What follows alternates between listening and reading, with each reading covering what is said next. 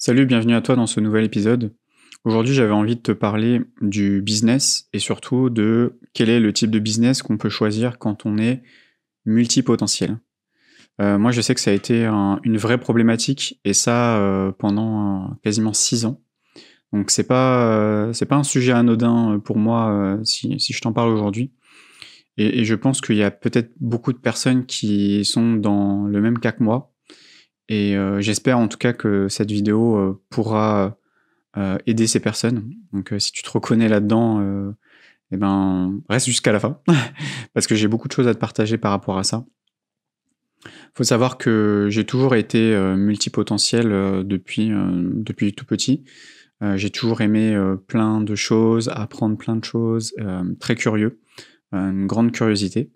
J'ai découvert il y a 2 ans maintenant que j'étais haut potentiel émotionnel et que ça m'a permis aussi de comprendre pourquoi j'avais du mal à trouver ma place et surtout à trouver quel type d'entreprise j'avais envie de créer, quoi. Parce que le problème de quand on est multipotentiel, c'est pas les idées qui manquent, loin de là.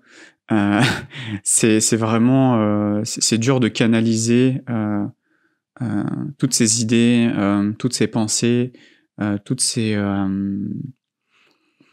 choses en fait qui nous viennent à l'esprit et des choses qu'on a envie de faire et on n'a pas le temps et on est limité dans le temps et que c'est très frustrant, quoi. C'est très très frustrant. Et en fait, ce qui s'est passé, c'est qu'il y a 6 ans, j'ai monté un premier business sur internet qui était en e-commerce. Donc c'était du dropshipping à l'époque. C'était en 2017. Et voilà, ça a duré 1 an et demi comme ça. Donc j'ai appris beaucoup de choses. Il y a eu des échecs, il y a eu des succès.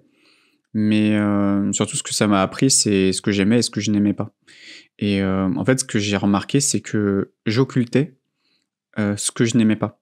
C'est-à-dire, j'étais tellement dans l'optique de dans l'idéal que je voulais créer, que je ne mettais pas de conscience sur, par exemple, ce que je n'aimais pas dans ce type de business-là. Donc, par exemple, pour ce type de business-là, c'était vraiment le côté, ce que je détestais, c'était le fait d'aller chercher des produits, de regarder ce que font les concurrents dans des pays étrangers et de récupérer ces produits-là, de faire un marketing autour et de le vendre. Mais je sentais que au niveau du marketing produit, c'est-à-dire juste vendre un produit, voilà, on va vendre, je sais pas, une théière, j'en sais rien, enfin bref.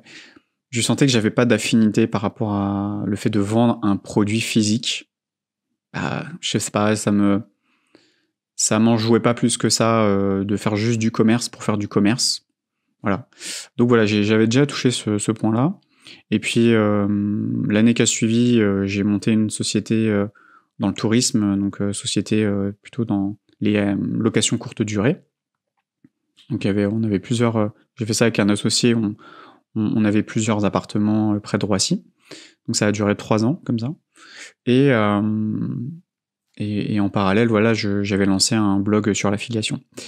Bref, et en gros, donc je faisais beaucoup de choses. Et c'est comme si je m'éparpillais totalement dans ce que je voulais faire vraiment. Et mais je savais pas vraiment sur quoi me focus, quoi. Souvent on te dit voilà, il faut faire le one things, focus, etc. Mais moi j'avais vraiment beaucoup de mal parce que c'est comme si j'avais besoin de faire tout ça. Et maintenant je t'en parle vraiment avec beaucoup de recul aujourd'hui et peut-être plus de maturation, je pense, de tout ça. En gros, ce que j'ai remarqué, c'est que déjà, c'est un manque de connaissance de soi-même.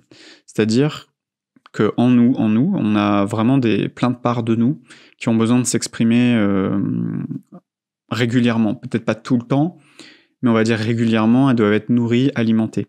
Si à un moment elles ne le sont plus, on sent qu'il manque quelque chose dans notre vie, on sent qu'il manque quelque chose. Et en fait, il manque quelque chose, c'est juste parce qu'il y a une part de nous qui n'a pas été totalement nourrie. Donc moi, par exemple, j'avais une part de moi qui est qui aime beaucoup l'humain. Et je sais que quand j'étais par exemple, quand j'étais freelance en design web, le contact humain, il n'était pas très présent. C'était juste, voilà, fais-moi un design, j'envoie le design, j'envoie ma facture et basta.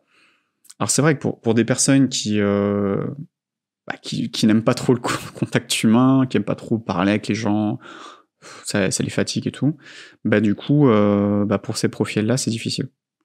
Pour ces profils-là, c'est beaucoup plus facile de faire ça, ce genre de métier. Alors que moi, ouais, franchement, j'avais du mal à le vivre, vraiment, à ne pas avoir de contact avec d'autres personnes et juste avoir juste les clients. C'était très difficile pour moi.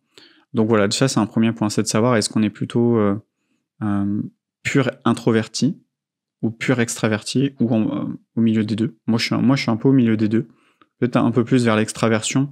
Et encore, ça dépend vraiment des moments. Mais je pense vraiment que je suis assez... je suis dans une sorte d'ambiversion, quoi, un peu entre les deux. J'ai besoin des deux, parce que sinon je sens que je suis pas bien. Et c'est ouais, déjà mettre de la conscience sur ça. C'est est-ce que voilà, alors là on parle de business aujourd'hui, hein, mais est-ce que vraiment on aime être en contact avec des clients, avec des prospects, voilà, est-ce qu'on aime ça ou est-ce qu'au contraire on fuit un peu les choses? Donc déjà, ouais, ça peut donner déjà un point. Est-ce que déjà aussi on a, par rapport au type de business, est-ce qu'on a un goût pour ce qu'on vend? Est-ce que vraiment on aime vraiment ce qu'on vend? Tout simplement, ça peut être ça. Ça peut être, voilà, dans cette démarche, hein, je parle pas du résultat financier, parce que je pense que dans tous les cas, si on se dit, voilà, je veux monter un business pour gagner de l'argent, c'est un peu le serpent qui se mord la queue, parce que monter un business, en fait, il y a 1000 façons de faire de l'argent, et encore, je suis gentil, 10 000 façons, 100 000, je sais pas, de gagner de l'argent, mais il y a peut-être une manière à toi de le faire. Et c'est surtout savoir, c'est quoi la manière à toi de le faire. Et je pense que tout part de la connaissance de soi et de se dire, moi, il y a un exercice que j'adore faire, je vais te le donner là, c'est de faire une visualisation et de visualiser un monde où l'argent n'est même plus un problème ou une question, ou par exemple, c'est de te dire, voilà, tu fais 20 000 balles par mois net après impôt. Voilà. Tu fais 20K tous les mois et voilà, ça c'est ta vie et sans rien faire. T'as même pas besoin de travailler. Qu'est-ce que tu ferais de ta vie, quoi? Et j'adore poser ces questions-là. Souvent quand j'ai des entrepreneurs qui se posent vraiment des questions sur est-ce que vraiment ils ont choisi le bon type de business, est-ce qu'ils sont vraiment sur le bon marché, est-ce qu'ils vendent vraiment la bonne chose, je leur pose vraiment cette question-là. Ça prend un peu de temps, faut vraiment se mettre en méditation, faut visualiser vraiment comment on vivrait les choses, qu'est-ce qu'on ferait de ses journées, qu'est-ce qu'on ferait de sa semaine, qu'est-ce qu'on ferait de son mois. Alors certaines personnes vont me dire oui Jean-Luc, moi je partirais en voyage tout le temps, etc. Et après, pour ces personnes-là, si peut-être t'en fais partie, je leur demande à chaque fois, ok, imaginons, super, t'es parti en voyage pendant 10 ans. T'as fait que voyager pendant 10 ans, waouh, super. Et après, tu fais quoi? Et c'est ça qui est intéressant, c'est que souvent on voit un petit peu le ici et maintenant parce que ça vient nourrir quelque chose. Mais après, quand on prolonge, on voit qu'en fait, il y a des parts de nous qu'on ne nourrit pas. Et c'est là où on va beaucoup plus loin au niveau de soi-même. Parce que souvent, l'argent, c'est un peu... On est très conditionné par rapport à ça, donc on va regarder que via ce prisme-là. Mais s'il n'y a plus ce prisme-là, souvent, le premier truc, c'est je voyage, je profite, ok, mais c'est très vague. Donc concrètement, qu'est-ce que tu fais? Et imaginons que tu n'as fait que kiffer toute ta vie acheter des voitures de sport, machin, nanana. Ok, super. Fais ça pendant 10 ans de ta vie. Et après, il se passe quoi? Tu verras qu'il y a un moment, il y a une crise de sens. Et quand tu ressens ça, c'est là où tu peux aller creuser en toi. C'est-à-dire, ok, super, j'ai fait tout ce que je rêvais de faire. J'ai vu tous les pays que je voulais voir. J'ai jamais généré autant d'argent que je pourrais. Qu'est-ce qui est important pour moi? Qu'est-ce qui est vraiment important pour moi? Pour mon bonheur, pour ma propre réussite à moi-même, de ma vie. Pas une réussite financière. Parce que la réussite financière, c'est un leurre. C'est un énorme leurre. Mais quand on comprend qu'est-ce qui a du sens, là on se dit, ok, Par exemple, moi, quand j'ai fait cet exercice, je me suis rendu compte à quel point les rencontres étaient importantes pour moi. Rencontrer l'humain, la connexion avec les autres, le partage, enseigner. Tout ça, c'était hyper important pour moi. Et je me suis regardé dans une glace et je me suis dit, ok, à quel moment tu es en train de nourrir ce truc-là, quoi. À quel moment tu fais tout pour nourrir toutes ces parts de toi qui a envie de... Par exemple, j'ai une part de moi qui est créatif, beaucoup de créativité. J'ai besoin de ça. À quel moment tu nourris ça? À quel moment tu nourris ce besoin d'apprentissage? À quel moment tu nourris ce besoin de rencontre? À quel moment tu nourris, voilà, ce besoin peut-être juste de rigoler, de jouer, de chanter, de danser? À quel moment tu nourris ce besoin-là? Et c'est vrai que quand j'ai pris conscience de ça, j'ai vu qu'il y avait beaucoup de parts de moi qui n'étaient pas totalement nourries. Et là, on arrive à un autre point. Donc imaginons, on voit que certes, il y a beaucoup de parts de nous qui n'ont pas été nourries, certes, mais se dire comment je peux l'implémenter dans mon business. C'est-à-dire si tu es par exemple... alors je vais donner mon exemple parce que ce sera plus parlant. En gros, par exemple, moi, j'aime beaucoup tester des choses. J'aime beaucoup apprendre de mes erreurs. J'aime faire des erreurs. En réalité, j'aime échouer. J'aime m'auto-gérer. J'aime pas quand on me dit ce que je dois faire. J'ai vraiment beaucoup de mal avec ça. Toutes ces choses-là, je me dis, ok, à quel endroit ça rentre dans mon business? Et quand aujourd'hui, par exemple, tout ce que je viens de dire là, les rencontres, tout ça, ça rentre dedans. Et je me dis, en fait, à quel niveau mon business m'aide à nourrir ça? Et peut-être qu'il y a un certain niveau, le business ne va pas nourrir ça. Et c'est ok. C'est de se dire, certes, il y a le business, et puis il y a les hobbies. C'est-à-dire que si par exemple, je donne un exemple, si on est passionné d'Égypte antique, on dit, moi si j'avais pas d'argent, je passerais mes journées à apprendre, à me nourrir de culture sur l'Égypte antique, toutes les périodes, les grandes périodes de l'humanité par exemple. Certes, c'est quelque chose qui te nourrit, mais est-ce que tu es obligé d'en faire un business? Non, personne ne t'oblige. Si par exemple tu nourris ça, mais d'un autre côté tu as d'autres parts de toi que tu nourris par ton business, c'est ok aussi. Le but c'est de voir à quel niveau ces parts de toi sont alignées avec ce que tu fais au quotidien. Et si c'est pas aligné avec ce que tu fais au quotidien, c'est là où il y a un réajustement à faire. Mais par contre, ce qui est important, c'est ce réajustement, ce réalignement, c'est quelque chose à faire régulièrement et en permanence. On évolue. Des fois, il y a des choses, quand on avait 20 ans, quand on a 30 ans, c'est plus pareil. Il y a des choses qui on mettait de l'importance, qui sont moins importantes pour nous, et c'est de garder de la conscience sur comment ça change à l'intérieur de moi, comment ça évolue, et est-ce que j'agis en cohérence avec ce qui est en train de changer à l'intérieur de moi. Et c'est vrai que cet alignement, au fil des ans, des années, au niveau de son âge, il y a beaucoup de choses qui évoluent à l'intérieur de soi, et c'est vraiment hyper important de voir comment on évolue par rapport à son business. C'est vrai que des fois, il y a des hobbies qui peuvent devenir des business, mais des fois, il y a des hobbies qui doivent aussi rester des hobbies, parce que transformer un hobby en business, c'est quand même pas pareil.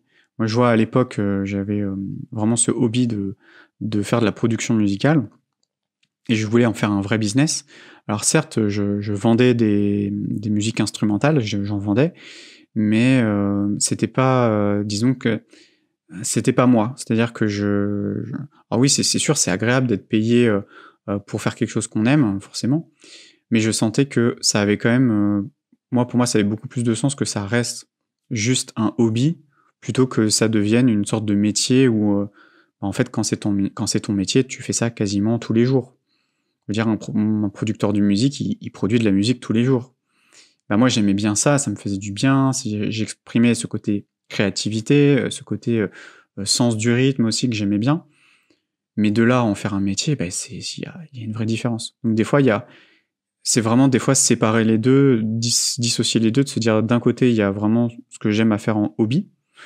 Par exemple, c'est pas parce que vous aimez bricoler que tout de suite il faut monter une société en artisanat et de travaux, ou en BTP par exemple, ou c'est pas parce que vous aimez décorer chez vous et que vous aimez bien la décoration à faire chez vous et chez quelques amis que vous êtes obligé de devenir décorateur, décoratrice d'intérieur. En soi, c'est vraiment tester ça. Après, vous pouvez le tester, voir est-ce que ça vous plaît vraiment de le faire en tant qu'activité professionnelle. Mais des fois, il faut juste que ça reste un hobby. Donc il y a vraiment voilà, toutes ces parts de soi à connecter entre elles et de se dire, voilà, par rapport à mon business, qu'est-ce que je suis en train de nourrir? Et si vous essayez, par exemple, comme moi, si vous êtes multipotentiel, de créer plusieurs business en même temps, hein, je vous vois, moi aussi je l'ai fait, qu'est-ce que vous essayez de nourrir à travers vos différents business ou à travers vos différents projets? Si par exemple vous avez plusieurs projets, est-ce que vous pouvez pas regrouper un projet dans un projet? Ou si vous avez 2 idées de business, vous dites: «Bah, en fait, j'arrive pas à choisir et que, bah, en fait, je vais faire les 2». Là, c'est le 1er truc pour se foirer, c'est de se dire: «Bah, qu'est-ce que j'essaie de nourrir dans ces 2 business-là? Qu'est-ce qui sont importants et que dans un business, j'arrive pas à nourrir et que l'autre m'aide à nourrir ce qui n'est pas nourri par l'autre et vice versa?» Et de se dire: «Bah, comment je pourrais faire pour que ces 2 parts-là soient dans le même type de business?»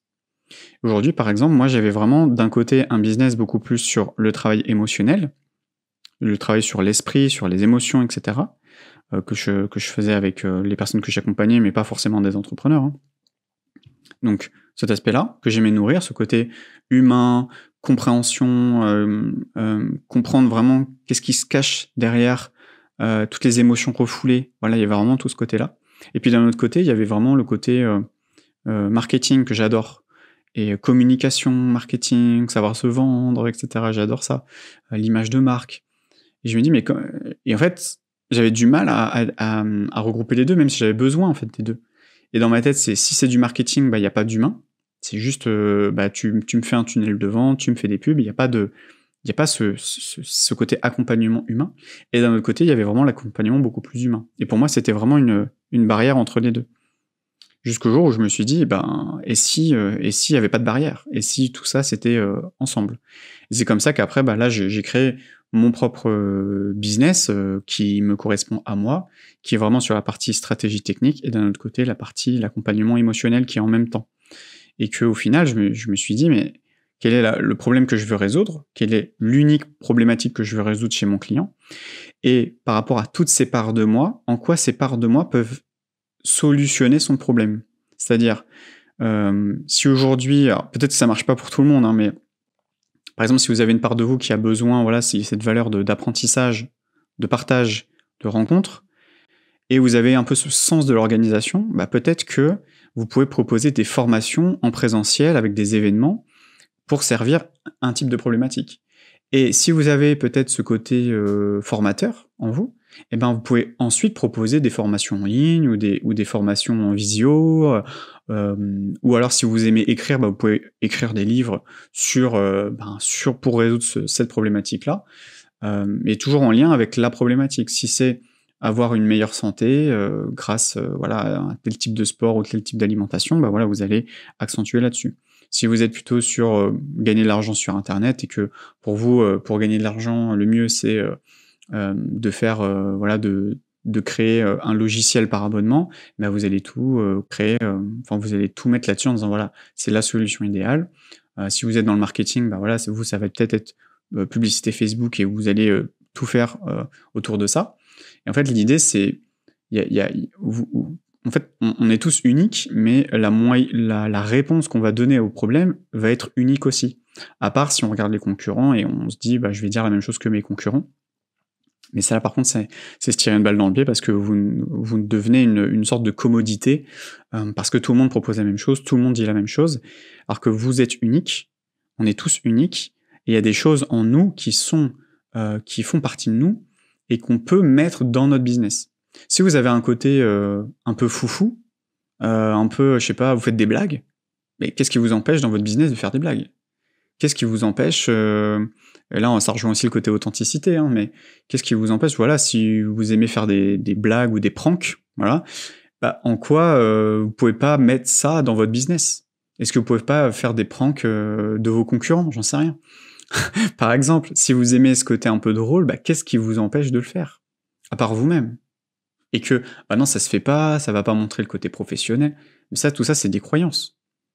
Peut-être que si vous montrez vraiment, alors ça rejoint vraiment le côté authenticité, mais si il y avait cette part de vous qui a envie de s'exprimer, mais Pourquoi vous le faites pas, quoi?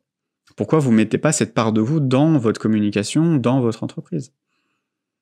Et donc voilà. En tout cas, pour revenir vraiment au thème, donc vraiment à la question, c'était comment choisir vraiment un bon type de business si vous êtes multipotentiel, c'est noter sur une feuille vraiment, si vous êtes dans ce monde idéal, de quoi vous avez besoin pour être heureux.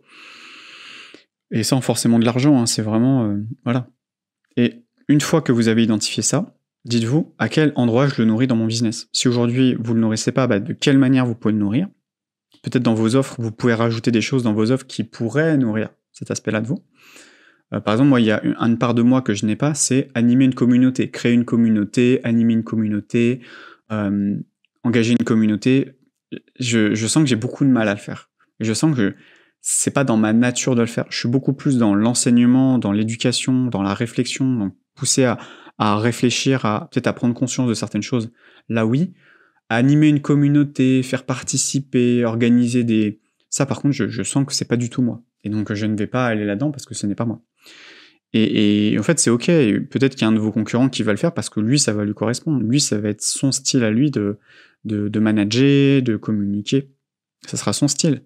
Mais c'est pas parce que le voisin fait ça que vous êtes obligé de le faire. C'est pas parce que tout le monde fait des réels sur Instagram que vous êtes obligé de faire un réel. Si c'est pas vous, ne le faites pas. Si vous n'aimez pas vous montrer... Alors, il y a une différence entre avoir peur de se montrer et ne pas aimer se montrer, par contre.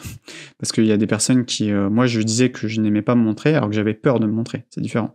Quand j'ai levé cette peur de me montrer, peur du regard des gens, de la critique, de m'exposer, etc. Quand j'ai levé ça, maintenant, je peux faire des vidéos, etc. Avant, je pouvais pas le faire parce que j'avais peur des critiques, j'avais peur des commentaires, des haters, etc. Maintenant, les haters, je m'en fous, mais royalement, quoi. Parce qu'il y a eu ce travail aussi sur moi-même. Mais c'est vraiment distinguer est-ce que j'aime ou est-ce que j'aime pas. Mais c'est plus sur est-ce que je le fais pas parce qu'au fond, je sens que ça va me prendre de l'énergie, j'aime pas, c'est contraignant, je suis pas animé par ça. Ou c'est je le fais pas parce que non, mais en fait j'ai trop peur parce que si je monte ma tête, mais on va me critiquer. C'est pas pareil. Donc c'est vraiment prendre conscience aussi qu'est-ce qui est vraiment de ce qu'on n'aime pas et des choses vraiment où on a peur, quoi. Vraiment où on a peur. C'est là où c'est intéressant. Voilà, j'espère que ça t'a plu. Tu peux me mettre un commentaire, un like, t'abonner, partager autour de toi si cet épisode t'a plu. Et je te dis à la prochaine pour un prochain épisode. Ciao, ciao.